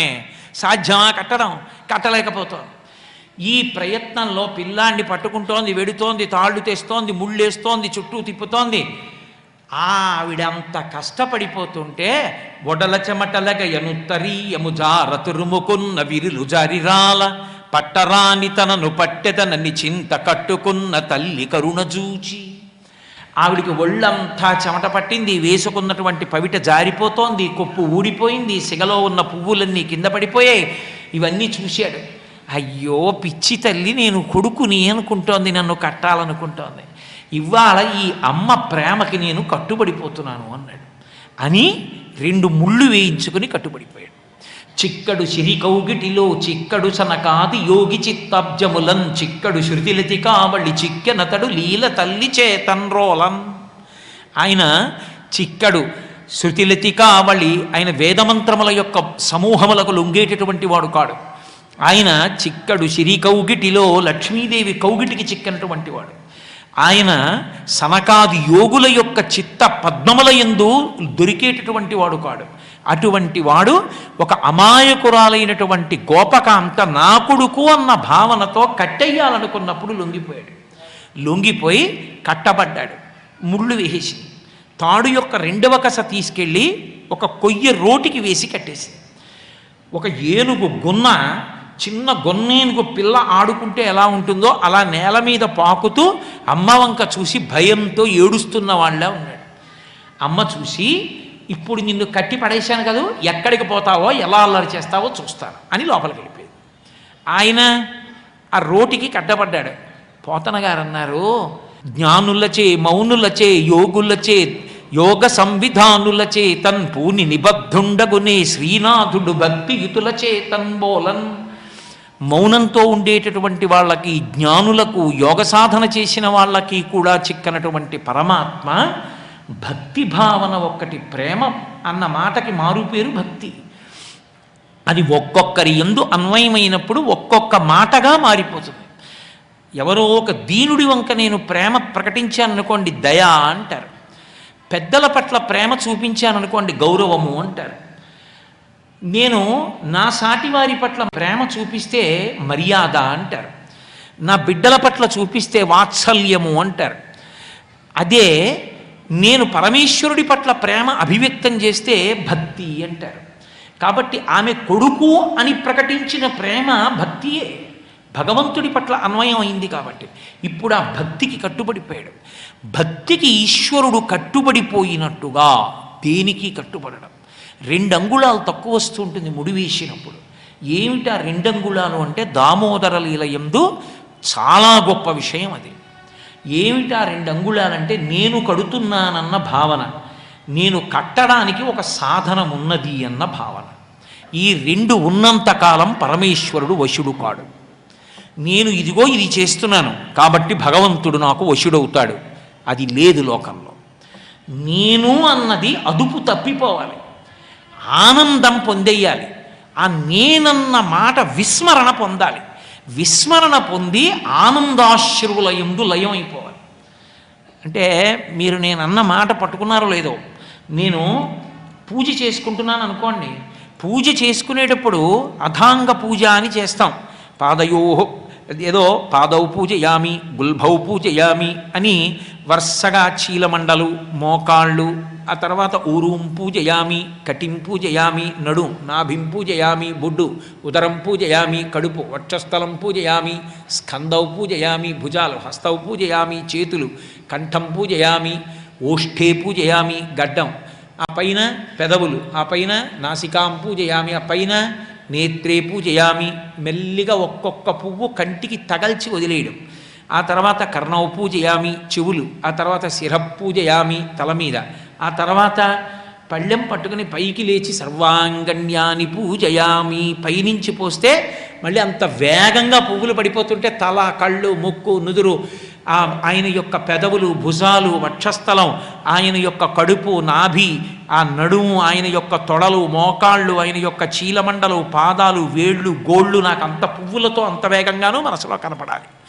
ఇందులో నేను పూజ చేస్తున్నప్పుడు ఊరూం పూజయామి అన్నాను అనుకోండి, ఆయన తొడల మీద వేశాననుకోండి, నాకు మనసులో ఆయన తొడలు కనపడ్డాయనుకోండి, పరమ సంతోషాన్ని పొంది పట్టుపీతాంబరం కట్టుకున్నటువంటి స్వామి నా ఎదురుగుండా కూర్చునుంటే ఆయన 2 తొడల మీద పువ్వులు వేసి పరమానందంతో నేను మోకాళ్ళ మీద లేచి నించో ఆయన 2 కాళ్ళు కౌగిలించుకొని నా తల ఆయన తొడల మీద పెట్టి ఉండిపోయాను అనుకోండి.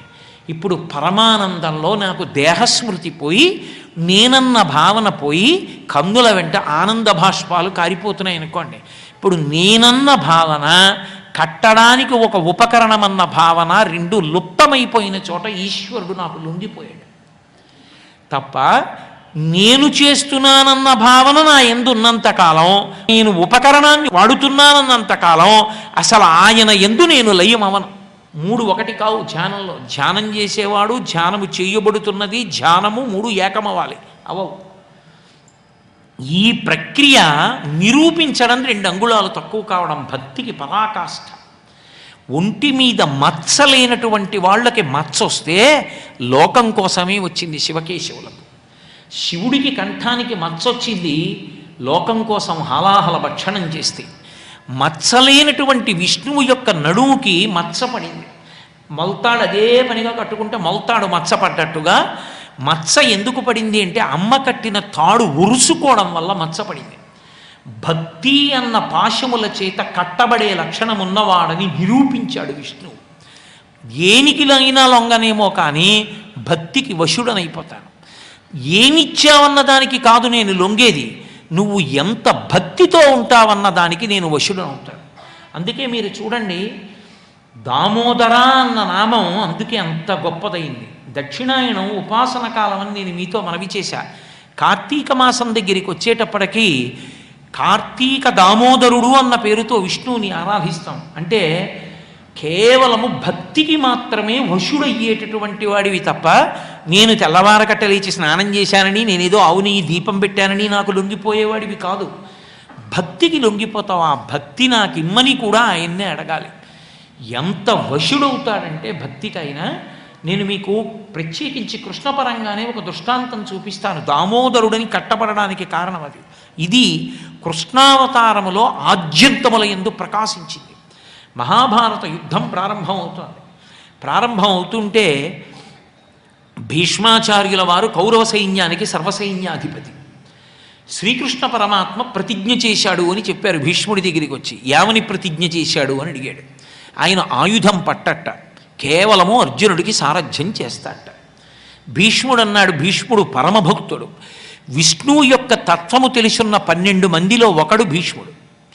అటువంటి భీష్ముడు ప్రతిజ్ఞ చేశాడు, నేను కూడా ప్రతిజ్ఞ చేస్తున్నాను, కృష్ణుడితో ఆయుధం పట్టిస్తానన్నాడు. ఇంత భాగవతోత్తముడైన వాడు ఆయన చేత ఆయుధం పట్టిస్తే ఆయన ప్రతిజ్ఞ పోయినట్టే కాదా? ఆయన ప్రతిజ్ఞ పోయేటట్టుగా ఈయన ప్రతిజ్ఞ చెయ్యొచ్చా? అంటే భక్తుడి ప్రతిజ్ఞ నెరవేరుతుందా, భగవంతుడి ప్రతిజ్ఞ నెరవేరుతుందా? భగవంతుడి ప్రతిజ్ఞ భంగం ఎక్కడైపోతుందో చూపించాలనుకున్నాడు.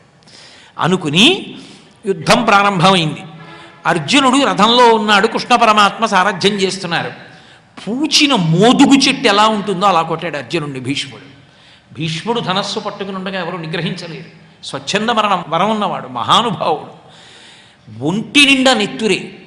కృష్ణ పరమాత్మ అట్నుంచి పడుతున్న ఈ బాణాలు ఇట్నుంచి వెళ్ళటం లేదు. ఎందుకని వెనక్కి తిరిగి చూశాడు. ఒళ్ళంతా నెత్తుటి భీష్ముడు మధ్యందిన మార్తాండుళ్ళ ఉన్నాడు. తాను సారథ్యం చేస్తుండగా, తను ఎదట ఉండగా తనని నమ్ముకున్న వాడిని కొట్టేస్తున్నాడు. అంతే, తన ప్రతిజ్ఞ వదిలిపెట్టేశాడు. భీష్ముడే స్తోత్రం చేశాడు భాగవతంలో. కుప్పించి ఎగసిన కుండలంబుల కాంతి గగన భాగం వెల్ల కప్పికొనగా ఉరికిన నోర్వక నుదరంబులో నున్న జగముల వ్రేగున జగతి కదుల చక్రంబు చేబట్టి చనుదించురయమున పైనున్న పచ్చని పటముజార నమ్మితి నాలావు నగుబాటు చేయకు మన్నింపుమని క్రీడి మరల దిగువ కరికి లంఘించు సింహంబు కరణి మెరసి నేడు భీష్ముని చంపుదు నిన్ను కాకు విడువు మర్జున ఎటంచు మద్ది శిఖవృష్టి తెరలి చనుదెంచు దేవుండు దిక్కునాకు అని చెప్పుకున్నాడు అప్పశయ్యమైన పడుకొని. అర్జునుడు తను ఉండగా వెనక ఇన్ని దెబ్బలు తింటే తట్టుకోలేక పగ్గాలు విసిరి బారేసి ఒక్క దూకాడు కిందకి. ఆ దూకేటప్పటికి ఆయన కడుపులలో ఉన్న జగములు ఊగిపోయి, ఆయన కుండలములు ఇలా ఊగితే ఆకాశం అంతా కాంతి కప్పుకుంది. గబగబా చక్రం చేత్తో పట్టేసుకున్నాడు. పట్టనన్నవాడు పరిగెత్తుకుంటూ వెళ్ళిపోతున్నాడు భీష్ముడు రథం దగ్గరికి. పైన వేసుకున్నటువంటి బంగారు రంగు ఉత్తరీయం జారి కింద పడిపోయింది. అర్జునుడు ధనస్సు విడిచిపెట్టి కిందకి దూకి నమ్మితి నాలా ఉనగుబాటు చేయకు మన్నింపుమని క్రీడి మరల దిగువ. బావా అర్జునుడు చేతకాని వాడైతే కృష్ణ పరమాత్మ చక్రాయుధం పట్టాడని లోకం చెప్తుంది. బావా కోపం తగ్గించుకో, వదిలేయి అని వెంటపడి చేయి పట్టుకుంటుంటే నేను నీ రథంలో ఎదురుగుండా ఉండగా నిన్ను కొడతాడా అంత? ఇవాళ కరికి లంఘించు సింహంబు కరణిమెరసి ఏనుగు కుంభస్థలం మీదకి దూకి సింహం ఎలా తన పంజాతో కొట్టి ముత్యాలు చిందరవందర చేస్తుందో అలా నా చక్రధారలతో భీష్ముడి కుత్తుక కత్తిరిస్తా. ఏమనుకుంటున్నాడో, స్వచ్ఛంద వరం ఉందనుకుంటున్నాడేమో. చంపేస్తాను భీష్ముడిని పరిగెత్తుకొచ్చాడే. తన భక్తుడి కోసం తన ప్రతిజ్ఞ కూడా మరిచిపోయి చక్రాయుధం పట్టుకుని ఆ మీదకు వచ్చేసిన కృష్ణుడు ఉన్నాడే, ఆయన పరమ భక్త లోలుడు. భక్తులంటే వెంటబడతాడు. ఆ కృష్ణుడు నాకు దిక్కని చెప్పుకున్నాడు భీష్మాచార్యుల వారు. అంత భక్త పరతంత్రత కలిగినటువంటి వాడు. అటువంటి మహానుభావుడు కనుకనే కురుక్షేత్ర సంగ్రామం అంతా అయిపోయిన తర్వాత రథంలో వెళ్ళి అర్జునుణ్ణి పిలిచి, అర్జున నీ సామాన్ ఏముందో తీసుకుని కిందకి దిగిపో అన్నాడు. దిగిపోయాడు. దూరంగా వెళ్ళి నించో అన్నాడు. ఏం బావా అన్నాడు. చెప్తానులే వెళ్ళి అన్నాడు. అన్నీ తీసుకుని దూరంగా వెళ్ళిపోయాడు. హనుమని పిలిచి మీరు ఇంకా నిష్క్రమించండి అన్నాడు. హనుమ వెళ్ళిపోయాడు. ఒక్కసారి రథంలోంచి కుప్పించి ఒక్క దూకంత దూరం దూకాడు. ఆయన రథంలోంచి దూకేశాడు. భగ్గున కాలిపోయింది రథం. ఆశ్చర్యపోయాడు అర్జునుడు. బావా అదేమిటి రథం అలా కాలిపోయింది అన్నాడు. ఎప్పుడో కాలిపోయింది, ఇప్పుడు ఏమిటి? నీ గురువు ద్రోణాచార్యుల వారు, భీష్మాచార్యుల వారు, కర్ణుడు మొదలైనటువంటి వాళ్ళు వేసిన దివ్యమైన అస్త్రముల ధాటికి ఈ రథం కాలిపోయింది. నువ్వు కాలిపోతావని రథాన్ని ఆపాను నేనుండి. ఇప్పుడు కురుక్షేత్రం అయిపోయింది కనుక నేను దూకేసి రథం కాలిపోవడానికి అనుమతించాను, నిన్ను క్షేమంగా చూశాన్నాడు. మహానుభావులు. ఆయనే లేకపోతే అసలు నిజంగా పాండవులు ఎక్కడ నిలబడగలరా యుద్ధంలో? ఎంతటి దయాళువై ఎన్ని సందర్భాలలో ఆ పాండవుల్ని హక్కున చేర్చుకుని కాపాడుకున్నాడు. ఇన్ని విషయాలలో అలివిమీరినటువంటి మాటలు మాట్లాడి అక్కరలేని విషయాల జోలికెళ్ళి అర్జునుడు ప్రాణం మీదకి తెచ్చుకున్నాడు. సైంధవుడి విషయంలో తొందరపడి ప్రతిజ్ఞ చేసేశాడు, రేపు సూర్యాస్తమయం లోపల చంపేస్తానన్నాడు. పోనీ అక్కడతో ఊరుకున్నాడా? తన గాంధీవాన్ని ఎవరు తిడితే వాళ్ళని చంపేస్తానన్నాడు. ధర్మరాజు గారు పొరపాటున అర్జునుడి గాంధీవాన్ని నిందించాడని, నా గాంధీవాన్ని నిందించిన వాళ్ళని చంపుతానని ప్రతిజ్ఞ చేశాను, ధర్మరాజుని చంపేస్తానన్నాడు. ధర్మరాజుని చంపేస్తే ఇంకా యుద్ధం ఎందుకు? ఎలా ఈ సమస్య నుంచి పైకి రావడం? నేనన్నా చచ్చిపోవాలి, ధర్మరాజునన్నా చంపేయాలన్నాడు. ఇద్దరిలో ఎవరు చచ్చిపోయినా ఇంకా యుద్ధం ఎందుకు? అప్పుడు కృష్ణ పరమాత్మ వచ్చి, పెద్దవాళ్ళని చంపేయక్కర్లేదు, పెద్దవాళ్ళని వాళ్ళ ఎదురుగుండా నింద చేసినా, వాళ్ళ చాట్న నింద చేసినా వాళ్ళని చంపిన పాపమే వేస్తారు. కాబట్టి మీ అన్నయ్యని నిందించన్నాడు. ధర్మరాజును పట్టుకుని నిందించాడు. ఇప్పుడు చంపేసినట్టే పద అన్నాడు. అంతటి ధర్మాత్ముణ్ణి మా అన్నయ్యని తిట్టాను, ఇంకెందుకు చచ్చిపోతానన్నాడు. అమ్మ నాయనో మళ్ళీ చచ్చిపోతానంటే, మా అన్నయ్యని తిట్టాను ఇంకెందుకు చచ్చిపోతానన్నాడు. ఓ పని చెయ్యి, తనని తాను పొగుడుకుంటే చచ్చిపోయినట్టే, అందుకు నిన్ను నువ్వు పొగిడేసుకో, నువ్వు చచ్చిపోయినట్టే. అప్పుడు తనని తాను పొగుడుకున్నాడు, అప్పుడు బతికాడు. ఇన్ని సందర్భాలలో మీరు మహాభారతం చదివితే కృష్ణ పరమాత్మ ఉన్నారు కాబట్టి నిలబడ్డారు పాండవులు. సైంధవుడి విషయంలో రేపు సాయంకాలం సూర్యాస్తమయం లోపల చంపేస్తానని ప్రతిజ్ఞ చేశాడు. ఉన్నవాడు ద్రోణుడు, మహానుభావుడు, గురువు. ఆ గురువు గారు అద్భుత వ్యూహం రచించేశాడు.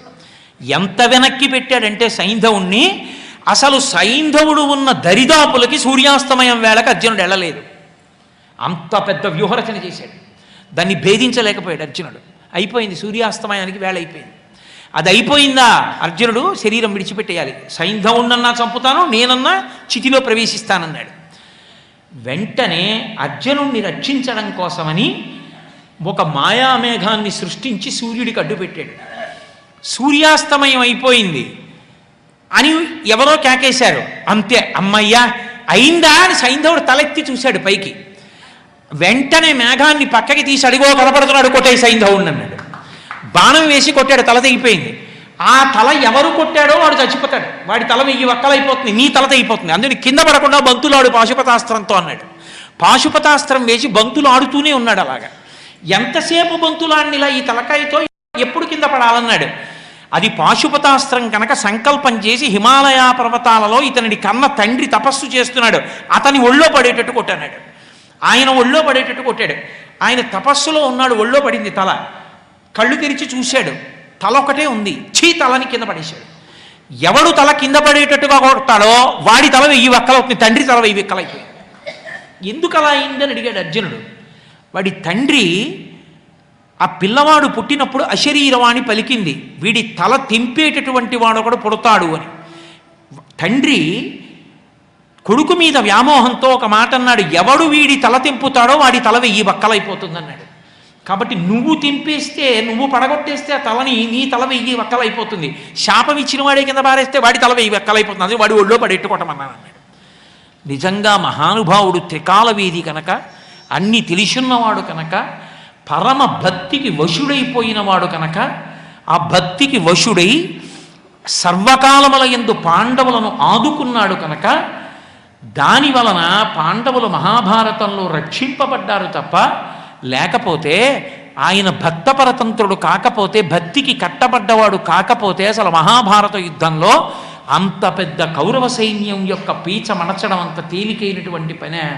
అందుకే అంటాడు నారదుడు, కామోత్కంఠత గోపికల్ భయమునన్ కంసుండు వైరక్రియా సామగ్రించి చుపావ ముఖ్య నృపతుల్ సంబంధులై కృష్ణులన్ ప్రేమన్ మీరలు భక్తి మేము ఇది చక్రింగంటి మెట్లైన నుద్ధామధ్యాన గరిష్ఠులైన హరిచందన్ వచ్చు ధాత్రీశ్వర అంటాడు. ఏ భావనతోనైనా సరే కృష్ణుణ్ణి పట్టుకుంటే చాలు, కృష్ణుని ఎందే ఐక్యం అవుతారు. అందుకే కామోత్కంఠత గోపికల్, కామంతో గోపికలు పట్టుకున్నారు. భయమునన్ కంసుండు, భయంతో కంసుడు పట్టుకున్నాడు. వైరక్రియా సామగ్రిం శిశుపాల ముఖ్య నృపతులు, శత్రుత్వంతో శిశుపాలాదులు పట్టుకున్నారు. సంబంధులై వృష్ణులు, మా బంధువు అని వృష్ణువంశం వాళ్ళు పట్టుకున్నారు. ప్రేమన్ మీరలు, నారదుడు ధర్మరాజుకు చెప్తున్నాడు, ప్రేమతో మీరు పట్టుకున్నారు, భక్తి మేం భక్తితో పట్టుకున్నాం. ఇది చక్రింగంటిమి ఎట్లైన నుద్ధామధ్యాన గరిష్ఠులైన హరిచందన్ వచ్చు ధత్రీశ్వర. ఏ భావంతోనైనా సరే కృష్ణుణ్ణి పట్టుకున్నవాడు కృష్ణుని ఎందే లయమైపోతాడు. మిగిలిన భావాలతో పట్టుకోవడం ప్రమాదకరం. బతికినంత కాలం చచ్చిపోయినప్పుడు బతుకుతాడు. కంసుడు బతికుండి ఏం సాధించాడు? ఎప్పుడూ భయమే. భక్తితో ఉన్నవాడు భక్తితో బతికి భక్తితో ఈశ్వరుని యందు ఐక్యమైపోతాడు.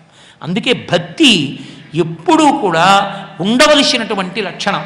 అందుకు చెప్తున్నారు భాగవతంలో, జ్ఞానులచే మౌనులచే యోగులచే దాన సంవిధానుల చేతన్ పూని నిబద్ధుండగునే శ్రీనాథుడు భక్తియుతుల చేతన్ బోలన్.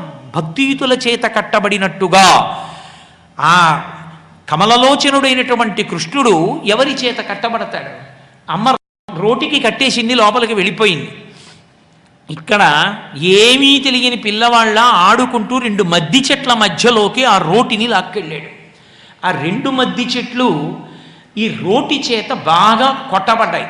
100 దివ్య సంవత్సరముల నుండి పెరిగిన వృక్షములవి. ఈ రోటి యొక్క ఒత్తిడికి అవి పెళపెళ ధ్వనులతో నేల కూలిపోయి అందులోంచి 2 దివ్య పురుషులు ఆవిర్భవించారు. ఆవిర్భవించి వాళ్ళు కృష్ణ పరమాత్మతో చెప్పారు, ఆయనకి తెలియదని కాదు, మేమిద్దరం నలకూబర మణిగ్రీవులం, కుబేరుని యొక్క కుమారులం. కుబేరుడికి పరమశివుడి చెలికాడు. పరమశివుడి యొక్క అండ ఉందని, ఐశ్వర్యం ఉందని అహంకారం పొంది అక్కడ ఉన్నటువంటి ఆకాశగంగా జలాలలో గంధర్వ కాంతలతో కలిసి ఆడుతూ పాడుతూ జలక్రీడ చేస్తూ గడుపుతున్నాం. ఈలోగా మహానుభావుడైనటువంటి నారద మహర్షి అటుగా వచ్చారు. అంతటి మహానుభావుడు అటుగా వస్తున్నప్పుడు ఒంటి మీద బట్ట లేకుండా స్నానం చేస్తూ కనపడకూడదని గబగబా గంధర్వకాంతలు పైకెక్కి ఒంటికి బట్ట కట్టుకుని ఆయనకి నమస్కరించారు. మేము మధుపానం చేసి ఉన్నాం, ఐశ్వర్య మదం, దానికి తోడు పక్కన కాంతలు ఉన్నారు. కన్ను మిన్ను కానక దిగంబరులుగా వెళ్ళి ఒడ్డున నిలబడి నారద మహర్షిని దర్శనం చేశాం. ఒరే, మీకు బట్టలు ఎందుకురా, సంస్కారం ఎందుకురా, చెట్లయితే బట్ట లేకుండా నిలబడతాయి. చెట్టుగా పుట్టడంలో ఉన్న కష్టం ఏమిటో మీకు తెలిసి రావాలి. దానికే వచ్చి ఏనుగు వరుసుకొని పట్ట రాలిపోతున్నది తప్పుకోలేదు. కాకి నెత్తి మీద కూర్చుని రెట్ట వేసినా తప్పుకోదు. చుట్టూ అగ్నిహోత్రం వచ్చేస్తున్నా సరే అడుగు తీసి పక్కకి వెయ్యలేదు. తనని గొడ్డలి పెట్టి నరికేస్తున్నా సరే, కాళ్ళు తెగిపోతున్నా సరే కదపలేదు. చెట్టుగా పుట్టడం ఎంత బాధో చెట్టుకు తెలుసు. అందుకే బట్టలు లేకుండా నిలబడ్డారు కనుక చెట్లగా పుట్టండి, వెళ్ళి నందవ్రజంలో పుట్టండి, అక్కడ 100 దివ్య సంవత్సరములు ఉండండి. ఒకనాడు పరిపూర్ణావతారంగా కృష్ణుడు వస్తాడు. ఆయన పాద స్పర్శ చేత మీకున్నటువంటి శాపము విమోచనమవుతుంది. కలవారి సుతుల మనుచును కలకంఠుల తోడ కూడి కానరు పరులన్ కలలోనైనను వీరికి గల కావరమడగించి బుధుల చేర్చుట యొప్పున్నన్నాడు నారదుడు. మహాత్ములైన వారు శాపం ఎందుకు ఇస్తారు అంటే సరిదిద్దడానికి ఇస్తారు. వీడు బాగా ఐశ్వర్యవంతుడు, కలవారి సుతుల మనుచును కుబేరుడి యొక్క కొడుకులు, పైగా కలకంఠులతోడ కూడి కానరు పరులన్ గంధర్వకాంతలతో కలిసి ఉన్నారు, జలక్రీడలు ఆడుతున్నారు, మదోన్మత్తులు, మధుపానం చేసి ఉన్నారు. ఇటువంటి వాళ్ళకి ఒళ్ళు దగ్గర పెట్టుకొని ప్రవర్తించడం, వినయం నేర్చుకోవాలంటే శాపం ఇవ్వవలసిందే. అందుకు ఇస్తాను, అప్పుడు వీళ్ళు బాగుపడతారని శాపం ఇచ్చాడు. ఇప్పుడు కృష్ణ పరమాత్మ రోటితోటి 2 మద్ది చెట్ల మధ్యలోంచి వెళ్ళినప్పుడు ఆయన యొక్క పాదస్పర్శ వలన రెండు మద్ది చెట్లుగా ఉన్నటువంటి నలకోబర మణిగ్రీవులకు శాప విమోచనమైంది. శాప విమోచనమై వాళ్ళు కృష్ణ పరమాత్మని ఒక మాట అడిగారు. భాగవతంలో అనేకమైనటువంటి పద్యాలు ప్రార్థనకి సంబంధించినవై ఉంటాయి. ప్రార్థన అన్న మాట అన్నిటికీ అన్వయమవదు. ప్రార్థన అన్నది రెండు లక్షణములు ఉంటేనే అన్వయమవుతుంది. ప్రార్థన అనేది ఏంటంటారో తెలుసా? లోపల ఒక భావన ఉండాలి. ముందు కాలమునకు దురితమునకు మధ్యలో జీవుడు నలుగుతాడు. ఆ నలుగుతున్నప్పుడు ఉద్ధరించేవాడు ఉన్నాడని తెలిసి చేస్తే ప్రార్థన అంటారు. అంతేకాని నోటితో చెప్తే ప్రార్థన అవదు. లోపల ఆ భావన ఉండాలి. కాలమునకు చేసినటువంటి దురితమునకు, మీరు ఆ మాట పట్టుకున్నారో లేదో. ఇప్పుడు దురితము అని ఉంటుంది, నేను చేసిన పాపకర్మ ఉంటుంది, అది నాకు తెలియదు, పరమేశ్వరుడికి తెలుస్తుంది. నేను ఎప్పుడో అలా వెళ్ళిపోతున్నటువంటి కుక్కని నిష్కారణంగా రాయి పెట్టి కొట్టాను అనుకోండి, దాని కాలుకి దెబ్బ తగిలి అది కుయ్యో కుయ్యో కుయ్యో అని ఏడుస్తూ ఆ కాలు ఈడుచుకుంటూ వెళ్ళి 2-3 రోజులు బాధపడింది అనుకోండి. పరమేశ్వరుడు ఏం చేస్తాడంటే, నేను నిష్కారణంగా ఒక కుక్క కాలు మీద రాయి పెట్టి కొట్టి కుక్క బాధపడి 3 రోజులు కాలు నిప్పితో అనుభవించినందుకు ఈ చేసిన పాపాన్ని మళ్ళీ నా కాలు కూడా నిప్పిటేట్టు చేసి తీసేస్తాడు. నేనేమనుకుంటాను, ఇవాళ అక్కడికి వెళ్ళాలి, ఇక్కడికి వెళ్ళాలి, ఈ పని చేయాలి, ఆ పని చేయాలనుకుంటాను. కానీ దురితమునకు ఫలితం ఇచ్చేవాడు ఎవరు? ఈశ్వరుడు. ఆయనకి తెలిసి ఎప్పుడేమి ఇవ్వాలి. ఏ మేడమెట్లో దిగుతున్నప్పుడు కాలు మడత పడుతుంది, కాలు స్వాధీనంలో ఉండదు. వైద్యుడు నారాయణ స్వరూపుడు. ఆయన అంటాడు, ఇవాళ నువ్వు అడుగు వేయకూడదు, వెళ్ళి పడుకో అంటాడు. ఇప్పుడు ఏమైంది? వాడు చేద్దాం అనుకున్న పని కాలమునందు దురితము యొక్క ఫలితం వస్తుంది. అది ఎన్ని గంటల, ఎన్ని నిమిషాల, ఎన్ని క్షణాలకు ఇవ్వాలో ఒక్క పరమేశ్వరుడికి తెలుసు. నా దురితం నాకు కూడా తెలియదు. ఈ కాలమునకు ఈ దురితమునకు మధ్యలో జీవుడు నలిగిపోతుంటాడు. ఈ నలిగిపోవడం అన్నది ఎలా ఉంటుంది అంటే, ఏదో ఇప్పుడు ఇలాంటిది ఉందనుకోండి, ఇలాంటి అంచు, ఈ అంచు దగ్గరికి వచ్చి ముందుకొచ్చినటువంటి వాళ్ళు ఎవరో ఏ పువ్వు కోసం చేయి చాపి వచ్చారనుకోండి, వెనక నుంచి ఒక 1000 మంది వచ్చి తోసేశారనుకోండి, ఈ మధ్యలో ఇక్కడ దీన్ని వెనక్కి తోయలేడు, వేదికని వెనకనున్న 1000 మందిని తోయలేడు. ఇప్పుడు అతను ఏమైపోతాడు? ఆ 1000 మందికి కఠినమైన ఈ వేదికకి మధ్యలో నలిగిపోతాడు. ఈ నలిగిపోతున్నప్పుడు తనని తాను రక్షించుకోలేడు. ఇంకా అప్పుడు నడుము దెబ్బ తినచ్చు, కింద పడిపోవచ్చు, తెగచ్చు, నెత్తురు కారచ్చు. ఇది దురితమునకు కాలమునకు మధ్య నలుగుడు పడిన జీవుడు పరమేశ్వరుణ్ణి ఉద్దేశించి చేసి చెప్పేటటువంటి దాన్ని ప్రార్థన అంటారు. భాగవతంలో కొన్ని ప్రార్థనారూపమైనటువంటి పద్యములు ఉన్నాయి. అవి ధారణ యందు ఉండాలి. అందుకే పెద్దలు ఇప్పుడు నేను చెప్పబోయే పద్యం ఏదుందో దాన్ని తీర్థసేవనమునందు వాడుతూ ఉంటారు. ఇప్పటికీ ఈశ్వరుడి తీర్థం తీసుకునేటప్పుడు, ప్రసాదం నోట్లో వేసుకునేటప్పుడు ఈ పద్యం చెప్తుంటారు. నేను ఎందరో పెద్దల్ని చూశాను. నీపాద కమల సేవయు నీపాదార్చకులతోడి నెయ్యము అని మాలాకారుడు ఎలా అంటాడో అలా నలకూబర మణిగ్రీవులు అంటారు. నీ పద్యావళులాలకించు చెవులున్ నిన్నాడు వాక్యంబులన్ నీ పేరన్ పనిచేయు హస్తయుగమున్ నీ మూర్తిపై చూపులున్ నీ పాదంబుల పంతమొక్కు శరముల్ నీ సేవపై చిత్తముల్ నీపై బుద్ధులు మాకు నిమ్ము కరుణన్ నీ రజపత్రేక్షణ. అది పూజ చేసినట్టు. ఎందుకు ఆ తీర్థం ఏం చేయాలంటే, ఇకనైనా బతుకు బాగుండేటట్టు చెయ్యాలి. అలా ఉండాలంటే నీ పద్యావళులాలకించు చెవులన్, నీ మీద స్తోత్రాన్ని వినే చెవులు కావాలి. నీ పద్యావళులాలకించు చెవులన్ నిన్నాడు వాక్యంబులన్, నీ గురించి చెప్పగలిగిన నోరు కావాలి. నిన్ను చూడగలిగిన కన్నులు కావాలి. నీ పాదముల యందు వంచగలిగిన తల కావాలి. ఈశ్వరా, అలా మమ్మల్ని అనుగ్రహించు అని ప్రార్థనాపద్యంగా చెప్పి తీర్థం పుచ్చుకుంటారు. భాగవతంలో ఉన్నటువంటి పద్యాలలో మెరుపులలో ఇదొకటి. వాళ్ళు ఈ మాటలు చెప్పి ఆయనకి నమస్కారం చేసి వెళ్ళిపోయారు. పూజలో ఎందుకు వాడతారు అంటే, ఎదురుగుండా కృష్ణుణ్ణి చూస్తూ చెప్పారు. మనం పూజలో అర్చామూర్తిగా మన ఇంట్లో ఉన్న స్వామిని చూస్తూ తీర్థం తీసుకుంటాం, పాదోదకాన్ని. అందుకే ఈ పద్యాన్ని తీర్థసేవనమనందు అన్వయం చేస్తారు. ఇప్పుడు వాళ్ళిద్దరూ వెళ్ళిపోయారు. అక్కడ పిల్లలు ఆడుకుంటున్నారు, వాళ్ళు చూశారు ఈ విషయాన్ని. ఈలోగా నందాదులకు వినపడింది పెద్ద చప్పుడు. వాళ్ళు గబగబా పరిగెత్తుకొచ్చారు. పిడుగుపడదుగాక పెనుగాలి విసరదు ఖండితంబులగుట కానరాదు బాలుడితడు పట్టి పడత్రోయజాలడు తరువులేల కూలే ధరణి మీద. పోనీ ఏమైనా పెద్ద పిడుగుపడిందా అంటే పిడుగుపడలేదు. ఏమైనా పెనుగాలి వీచిందా అంటే పెనుగాలి వీచలేదు. ఎవరైనా గండ్రగొడ్డలు పెట్టి నరికారా అంటే నరకలేదు. మరి చెట్లు ఎలా పడిపోయాయి భూమి మీద? ఇలా చెట్లు భూమి మీద పడిపోయాయి అంటే ఆశ్చర్యం. అదృష్టం, దక్కాడు కృష్ణుడు. పైగా రోలు కట్టేసింది వాళ్ళమ్మ. ఎంత పని చేసింది వాడి మీద పడుంటే అని అక్కడ ఉన్న పిల్లల్ని అడిగారు, ఏమైంది అని అడిగారు. వాళ్ళు అన్నారు, ఏమో కృష్ణుడు ఆడుకుంటుంటే రోలు ఒత్తిడికి పడిపోయాయి చెట్లు, అందులోంచి 2 దివ్య పురుషులు వచ్చి కృష్ణుడిని స్తోత్రం చేసి వెళ్ళారన్నారు. వాళ్ళన్నారు, ఈ జడ్డుంబొల్కే లోకంబుననైన చెప్పబడునే అన్నారు. జడ్డి మాటలు విశాఖపట్నం జిల్లా వాడతారు ఎక్కువ, జడ్డితనం అంటుంటారు. ఈ జడ్డుంబొల్కే లోకంబుననైన చెప్పబడునే. ఏ పిల్లలు తెలిసి తెలియనితనం. కృష్ణుడు ఏమిటి, రోలట్టు లాగడం ఏమిటి, 2 చెట్లు పడిపోవడం ఏమిటి, అందులోంచి రావడం ఏమిటి, ఈయన్ని స్తోత్రం తన కట్టు తాను విప్పుకోలేక ఏడుస్తున్న వాడిని ఇంకోటి స్తోత్రం చేశాడా?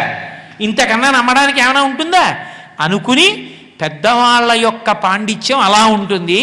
పిల్లలు అంటే నిష్కాపట్యం ఉన్నవాళ్ళు, వాళ్ళు విద్వాంసులు, వేదాంతులు, వాళ్ళ యొక్క పరిణతి అలా ఉంటుంది. అందుకని వాళ్ళకి అది కనపడింది, వాళ్ళు అది నమ్మరు. కాబట్టి ఏదో మన అదృష్టం, కృష్ణుడు దక్కాడు అంతే చాలని గబగబా నడుము కట్టినటువంటి తాడు విప్పేసి ఆయన్ని తీసుకుని ఇంట్లోకి వెళ్ళిపోయారు. ఇది దామోదర లీలకి ఉండేటటువంటి కొనసాగింపు. ఈ కొనసాగింపు ద్వారా నలకూబరమణిగ్రీవుల యొక్క వృత్తాంతాన్ని భాగవతంలో ఆవిష్కరించారు. దామోదర లీల అని, ఇది తాడు కట్టబడినటువంటి వాడి లీల, త్రాటి చేత బంధింపబడిన వాడి లీల. అందుకే ఆయన నడుం మీద తులసి మాల వేస్తూ ఉంటారు ఇప్పటికీ. దామోదర దర్శనం చెయ్యాలి అంటే ఆయన నడుం మీద తులసి మాల వేస్తారు. అందుకే ఇప్పటికీ తిరుపతిలో గోవిందరాజస్వామి వారికి నడుం మీద తులసి మాల వేస్తూ ఉంటారు. నడుము మీద తులసి మాల ఉన్నవాడు కూడా దామోదరుడి. తులసిమాల ఉదరమునందున్నవాడు కాబట్టి దామోదర. అసలు అర్థం, ఏమీ తెలియనటువంటి ఒక గోపకాంత యొక్క భక్తికి కట్టబడ్డాడు కాబట్టి దామోదర. అందుకే అన్నీ తెలిసిన వాడికి అమావాస్య మరణం, ఏమీ తెలియని వాడికి ఏకాదశి మరణం అని ముతక సామెత. భగవంతుడు ఉన్నాడు అని నమ్ముకున్నవాడు ఎవడున్నాడో వాణ్ణి ఈశ్వరుడు రక్షిస్తాడు. వాడి పాపం పుణ్యం ఈశ్వరుడు చూస్తూ ఉంటాడు. నాకు అన్నీ తెలుసని అహంకారం ఉన్నవాడి జోలికి ఈశ్వరుడు కూడా వెళ్ళాడు. మొదట విడిచిపెట్టవలసింది ఏదైనా ఉంటే అహంకారం విడిచిపెట్టాలి. నా అంత వాణ్ణి నేను, నాకు తెలుసు అనుకోవడం ప్రమాదకరం. అందుకే చదువు దేనికి పనికి రావాలి అంటే, నాకు చాలా తెలియవు అని తెలుసుకోవడానికి పనికి రావాలి. ఏమండే నాకు ఇది తెలుసు అని నేను అన్నాను అనుకోండి, నాకన్నా పనికి మాలినవాడు లోకంలో ఉండడు. నేను 50 ఏళ్ళు దాటిపోయేటప్పటికీ ఈ విషయాలు చదవగలిగా.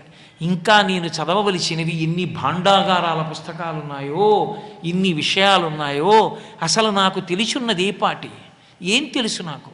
విద్య అన్న మాటకు అర్థం నాకు చాలా తెలియవన్న వినయాన్ని పొందడం. ఆ వినయం లేనప్పుడు నాకు ఇన్నొచ్చు అని చెప్పుకోవడానికి పనికొస్తే అది అహంకారం అవుతుంది.